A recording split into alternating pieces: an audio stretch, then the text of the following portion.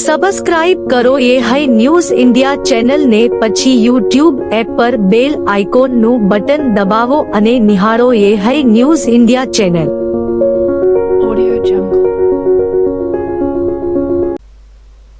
ગુજરાતની 26 લોકસભાની બેઠકોમાંથી એક બનાસકાંઠા બેઠક કોંગ્રેસને મળી હતી। જ્ઞાનીબેન ઠાકોર જીત થયા બાદ આજે કોંગ્રેસ દ્વારા પાલનપુરમાં સત્કાર સમારંભનું આયોજન કરવામાં આવ્યું હતું। સત્કાર સમારંભમાં ગુજરાત કોંગ્રેસના પ્રભારી મુકુલ વાસનિક, પ્રદેશ કોંગ્રેસ પ્રમુખ શક્તિસિંહ ગોહિલ સહિતના નેતાઓ ઉપસ્થિત રહ્યા હતા, જેમાં જ્ઞાનીબેન ઠાકોરની કેળાથી તુલા કરવામાં આવી હતી। લોકસભામાં વિજય થતાં જ્ઞાનીબેન ઠાકોરે કોંગ્રેસના કાર્યકર્તાઓને મામેરારૂપી માતર આપી હતી। સત્કાર સમારોહમાં બનાસકાંઠાના સાંસદ જ્ઞાનીબેન ઠાકોરે ભાજપ ઉપર આકરા પ્રહાર કરતા કહ્યું હતું કે બનાસકાંઠા લોકસભાની ચૂંટણીમાં ગાંધીજીની વિચારધારાની સામે નોટરૂપી ગાંધીજી બહુ ચાલ્યા, પણ સત્યનો વિજય થયો। આજે મને અહીં તલવાર આપી છે તે કોઈ હિંસા કરવા નહીં, પણ જ્યાં ખોટું કરતા હોય અને ગાંધીજીના માર્ગથી ન સમજે તેમને તેમની ભાષામાં સમજાવવા માટે છે। 2024ની ચૂંટણીમાં અન્ય લોકસભાના મતદારો અહીં દાખલ કરાવ્યા હતા। છેવટે તેમણે પ્રિસાઇડિંગ ઓફિસરોને પણ મિટિંગ કરેલી, પણ બનાસકાંઠાની જનતા સાથે હતી, એટલે એમનો પાપનો ઘડો ફૂટી ગયો। આપણે લોકસભાની એક સીટ જીત્યા અને આપણા રાહુલજીને હિંમત આપવી અને પ્રધાનમંત્રી સામે આંગળી ચીધીને કહ્યું કે અમે તમને ગુજરાતમાં હરાવીશું। જો મારાથી કંઈક ભૂલ થઈ હોય તો બે હાથ જોડીને માફી માગું છું, તો મને બહેન માનીને માફ કરજો। હું દિલ્હી ગઈ તો બધા સાંસદો મારી સામે આંગળી ચીધીને કહેતા હતા કે મોદી के गढ़ से जीत के आई है। आप बता रहे हैं, क्या कहेंगे?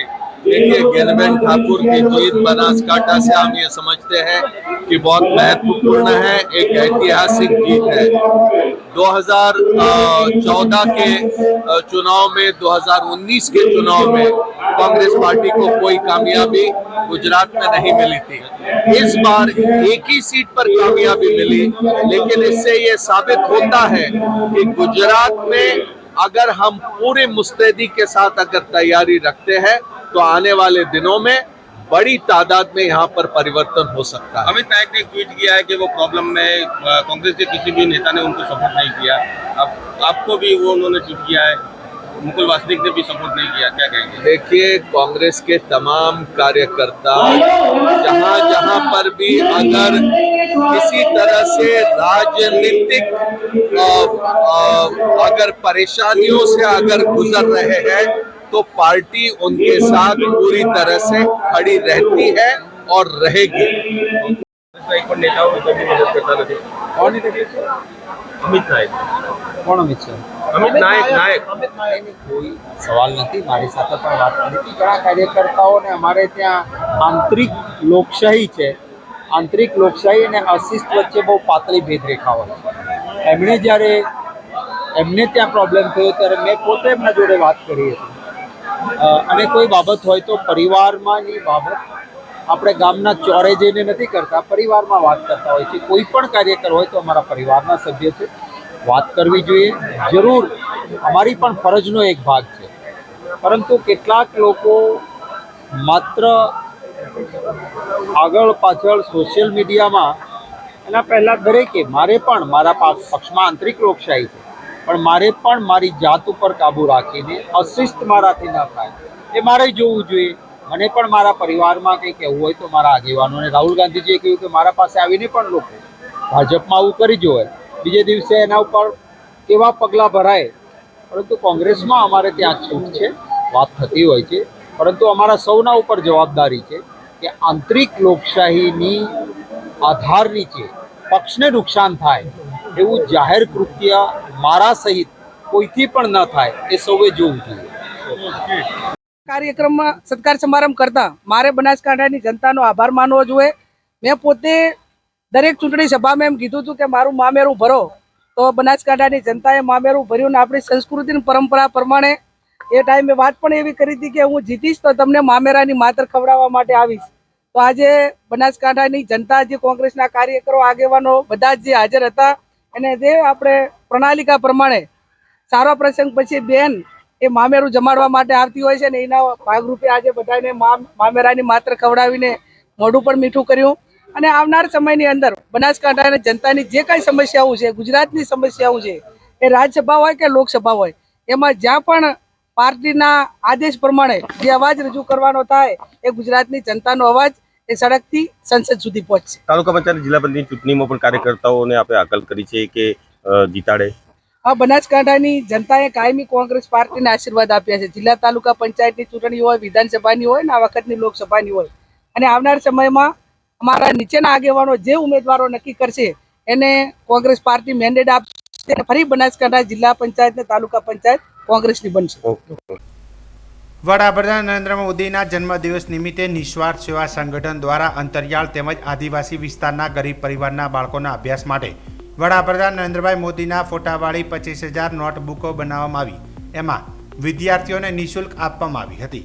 તે દરમિયાન વડાપ્રધાનનો 20x30નો ફોટો પેઇન્ટ કરાવી 5,000 નોટબુકો દ્વારા આત્મનિર્ભર ભારતના સ્લોગન સાથે ફોટાની ફ્રેમ બનાવવામાં આવી હતી, જેની નોંધ global book of excellent England દ્વારા લેવાઈ અને શનિવારે સાંજે મુંબઈ મેરિયટ હોટલ ખાતે અયોધ્યામાં બિરાજમાન ભગવાન રામની શ્રી મૂર્તિ બનાવનાર અરુણ યોગીરાજ રામ બોરન, પૂર્વ secretary prime minister Mauritius, film જગતની શરૂઆત કરનાર દાદા સાહેબ ફાલ્કેના પૌત્ર Chandrashekhar Pusalkar, Indian television and film actor Krishna Bhardwaj, Indian television actors Charul Malik દ્વારા નિસ્વાર્થ સેવા સંગઠનના વર્લ્ડ રેકોર્ડનું સન્માનપત્ર પ્રમુખ નીતિન ઠાકોરને આપી સન્માનિત કરવામાં આવ્યા હતા.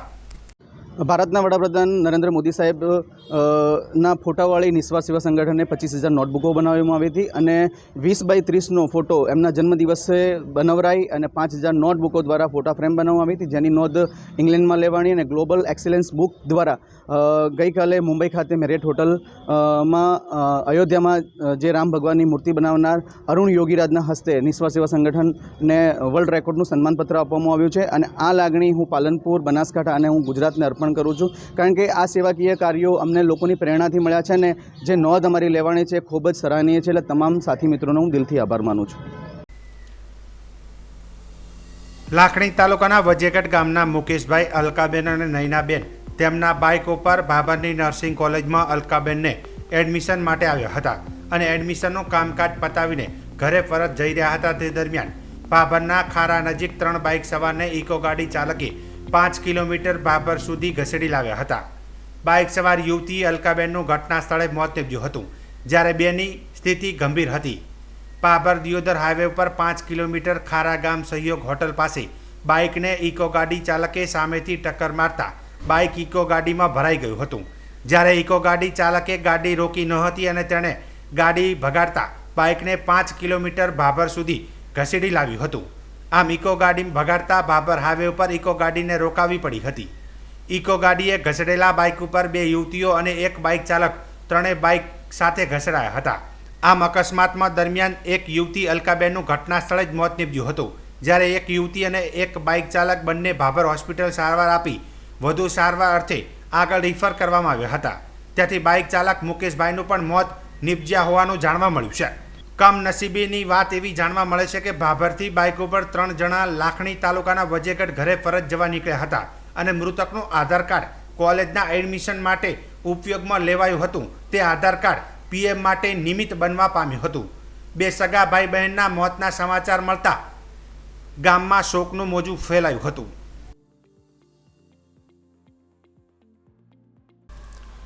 આંતરરાજ્ય બોર્ડર રાજસ્થાનથી નીકળતી વાવ વિસ્તારમાં પ્રાઇવેટ લક્ઝરી બસો મોતની મુસાફરી કરાવી રહી હોય તેવો એક વિડીયો વાયરલ થયો છે, જેમાં પ્રાપ્ત માહિતી અનુસાર વાવ તાલુકાને અડીને જ આવેલી રાજસ્થાન બોર્ડરથી ગુજરાત બોર્ડરમાં પ્રાઇવેટ લક્ઝરી છેલ્લા કેટલાય સમયથી બે રોકટોક ચાલી રહી છે, જે આ બસોની અંદર એટલા બધા પેસેન્જર ભરેલા હોય છે કે ક્યારે મોટી દુર્ઘટના ઘટશે તો આનો જવાબદાર કોણ થશે. જો કે માવસરી પોલીસ સ્ટેશન નજીકથી આ સાંઢની જેમ બસ મુસાફરોને ભરીને ફૂલ સ્પીડમાં નીકળતી લક્ઝરી બસો અત્યારે આ વિસ્તારમાંથી બેફામ રીતે દોડી રહી છે. જો આવી રીતે પેસેન્જર ભરીને લક્ઝરી બસ ક્યારે મોટી દુર્ઘટના સર્જે તે કોઈ નક્કી નથી, જેને લઈને પ્રાઇવેટ બસો સામે આરટીઓના અધિકારીઓ કાર્યવાહી કરે તેમજ પોલીસ પણ આ કામમાં સહયોગ આપી આવી બેફામ દોડતી બસોના વિરોધમાં કાર્યવાહી કરે તેવી લોકમાંગ ઉઠી છે. બનાસકાંઠા જિલ્લામાં વસતા લોકો મોટા પ્રમાણમાં ખેતી અને પશુપાલનના વ્યવસાય સાથે જોડાયેલા છે અને તેમાંથી પોતાના પરિવારનું ગુજરાન ચલાવે છે.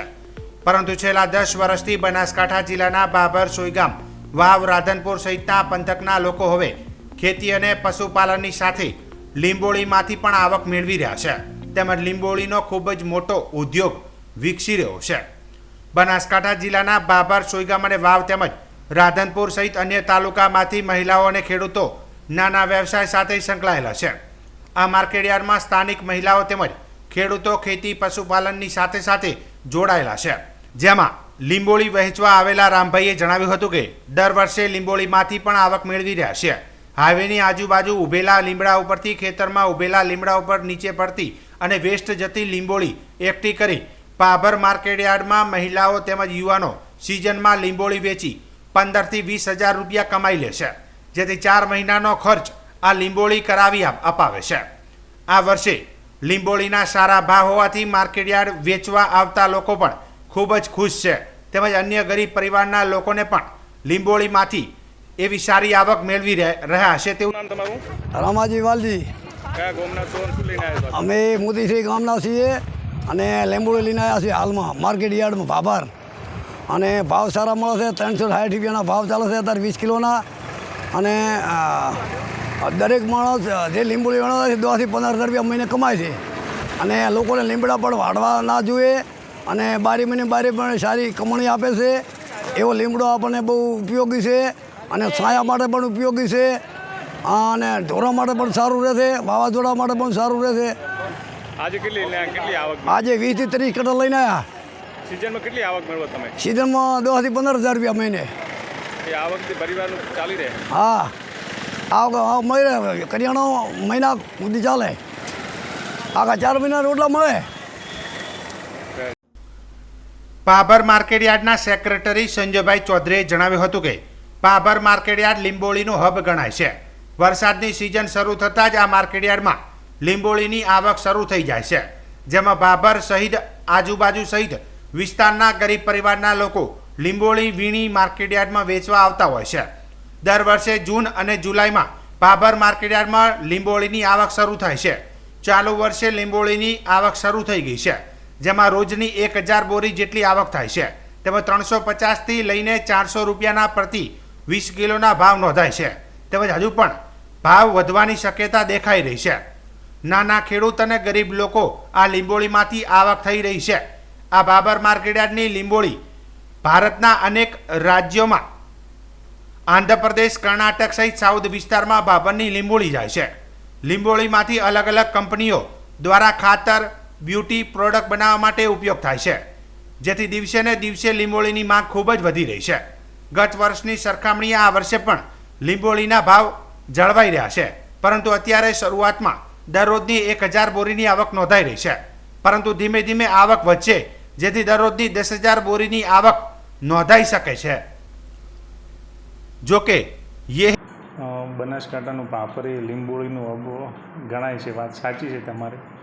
જે ભાભરમાં છેલ્લા ઘણા સમયથી જે અત્યારે વરસાદી સિઝન હોય એટલે લીંબોળીની આવક સ્ટાર્ટ થાય છે, શરૂ થાય છે. જે એમ કે મધ્યમ વર્ગના લોકો હોય એ બધા લીંબોળી નીચેથી લીંબોળી વીણી અને માર્કેટ યાર્ડમાં વેચવા આવે છે. જે અત્યારે હાલ જે લીંબોળીની ગણો ને છેલ્લા 10 દિવસથી આવક સ્ટાર્ટ થઈ છે, મતલબ શરૂ થઈ છે લીંબોળીની આવક. એ અત્યારે પર ડેની 50 ટન અંદાજિત 1000 બોરીની અત્યારે હાલ આવક છે. અને ભાવ છે 350 એબાઉટ ભાવ છે, જે ઊંચામાં ઊંચો. અને વધુમાં પણ 400 એબાઉટ સુધી જાય છે અને ભવિષ્યમાં વધવાની પણ શક્યતા છે. અને આ લીંબોળી જે ભારત રાજ્યના ઘણા એવા છે રાજ્યો, જે આંધ્રપ્રદેશ છે, અલગ અલગ ત્યાંના સાઉથના છે, એ ત્યાં જગ્યાએ જાય છે અહીંથી ભાભરથી. અને એ લીંબોળીની પ્રોડક્ટનું જે આપણે રાસાયણિક ખાતરો હોય કે પછી કોઈ ફાર્માસ્યુટિકલ કંપની હોય અથવા કોઈ બ્યુટી પ્રોડક્ટ હોય તો એમાં પણ આનો યુઝ થાય છે. એટલે દિવસે ને દિવસે લીંબોળીની માંગ વધવાની છે અને જે ભાવ પણ વધશે એવું અમારું છે માનવું. ગત વર્ષે પણ સેમ ભાવ હતો, 300 થી 350 એબાઉટ. અને એ પ્રમાણે હવે શરૂઆત થતાં, મતલબ શરૂઆતમાં આ જ ભાવ હોય છે, પણ ધીમે ધીમે શરૂઆત થતાં 10,000 બોરી સુધી આવક પહોંચી જાય છે. ન્યૂઝ ઇન્ડિયા ટીમે ઇન્ટરનેટના માધ્યમથી આ લીંબોળીનો શું ઉપયોગ થાય છે તે જાણવાનો પ્રયત્ન કર્યો ત્યારે જાણવા મળ્યું કે લીંબોળીનો વેપાર માત્ર બાબર માર્કેટયાર્ડમાં થાય છે, જે ગુજરાતમાં સૌથી વધુ લીંબોળીની આવક ધરાવતું માર્કેટયાર્ડ છે. દર વર્ષે બાબર માર્કેટયાર્ડ લીંબોળીની ખરીદી થાય છે અને છેલ્લા 10 વર્ષથી લીંબોળીની ખરીદી કરી વિદેશમાં પણ મોકલે છે. તેમને પોતાની નેશનલ બાયોસાઇઝ કંપની છે, જેઓ ઇફકો, જીએનએફસી, ચેમ્બર ફર્ટિલાઇઝર, આઈપીએલ જેવી કંપનીઓમાં ન્યૂ ઓઇલ સપ્લાય કરે છે. આ લીંબોળીમાંથી સાબુ બનાવવામાં આવે છે. કોસ્મેટિકની અલગ અલગ ચીજ વસ્તુઓ તેમજ ખેતીમાં પણ ઉપયોગ થાય છે, જેથી ખેડૂતોને ખૂબ જ લાભ થાય છે અને ખેડૂતોને પેસ્ટિસાઇડનો ખર્ચ પણ ઓછો થાય છે. બનાસકાંઠા જિલ્લાના સરહદી પંથકમાંથી પસાર થતી નર્મદાની મુખ્ય કેનાલ મોતની કેનાલ બની ગઈ હોય તેવું લાગી રહ્યું છે, જેમાં અવારનવાર લોકો જંપલાવી મોતને વહાલું કરતા હોય છે. ત્યારે આજે મહાજનપુરા પુલ નજીક કોઈ તરતો મૃતદેહ જતો હોવાની જાણ ફાયર ટીમને કરાતા થરાદ નગરપાલિકાની ફાયર ટીમ તાત્કાલિક ઘટના સ્થળે પહોંચી મૃતદેહને બહાર કાઢ્યો હતો. આ અંગે અમારી યહે ન્યૂઝ ઇન્ડિયા ટીમે ફાયર ઓફિસર વિરમજી રાઠોડ સાથે ટેલિફોનિક વાતચીત કરી હતી અને વાતચીતમાં વિરમજી રાઠોડે જણાવ્યું હતું કે આજરોજ સવારે મહાજનપુરા પુલ નજીક કોઈ મૃતદેહ તરતો કેનાલમાં જતા હોવાનો કોલ આવતા અમે અમારી ટીમ સાથે મહાજનપુરા મુખ્ય કેનાલ પર પહોંચી કેનાલમાં જંપલાવી મહા મુસીબતે મૃતદેહ બહાર કાઢવામાં આવ્યો હતો અને તેના વાલી વારસાને સોંપવામાં આવ્યો હતો. જે મૃતક યુવક થરાદની ચામુંડાનગર સોસાયટીનો હોવાનું જાણવા મળ્યું હતું. બનાવના પગલે કેનાલ પર લોકોના ટોળે ટોળા પણ ઉમટી પડ્યા હતા. બનાસકાંઠા જિલ્લામાં અકસ્માતના બનાવો દિન પ્રતિદિન વધી રહ્યા છે. ત્યારે વધુ એક અકસ્માત થરાદ પાસેથી પસાર થતા ભારતમાળા હાઈવે પર અકસ્માત સર્જાયો હતો, જેમાં થરાદના શિક્ષકનું ઘટના સ્થળે મોત નીપજ્યું હતું. મૃતક શિક્ષકના પરિવારજનોએ થરાદ પોલીસ મથકે નોંધાવેલી ફરિયાદ મુજબ થરાદના Dhanera road Massey tractor showroom સામે રહેતા ગંગારામભાઈ સવજીભાઈ રાઠોડ શિક્ષક તરીકે નરસિંહનગર પ્રાથમિક શાળામાં ફરજ બજાવતા હતા, જે ગત રોજ ઘરેથી મોટરસાયકલ લઈને ખેતરમાં જવા નીકળ્યા હતા. ત્યારે ભારતમાલાની બનતી હોટલ સામે ભારતમાલા રોડ ઉપર એક બ્રેઝા ગાડી નંબર GJ24AF 2633ના ચાલકે પૂર ઝડપે અને ગફલત ભરી હંકારી ગંગારામભાઈના મોટરસાયકલને ટક્કર મારતા માથાના ભાગે ગંભીર ઇજાઓ થઈ હતી, જેથી તેઓનું ઘટના સ્થળે જ મોત નીપજ્યું હતું. બ્રેઝા ગાડીનો ચાલક ગાડી મૂકી નાસી ગયો હતો. મૃતકને પોસ્ટમોર્ટમ અર્થે હોસ્પિટલમાં ખસેડવામાં આવ્યો હતો. તેમજ થરાદ પોલીસે અજાણ્યા ડ્રાઈવરના વિરુદ્ધમાં ફરિયાદ નોંધી આગળની તપાસ હાથ ધરી છે.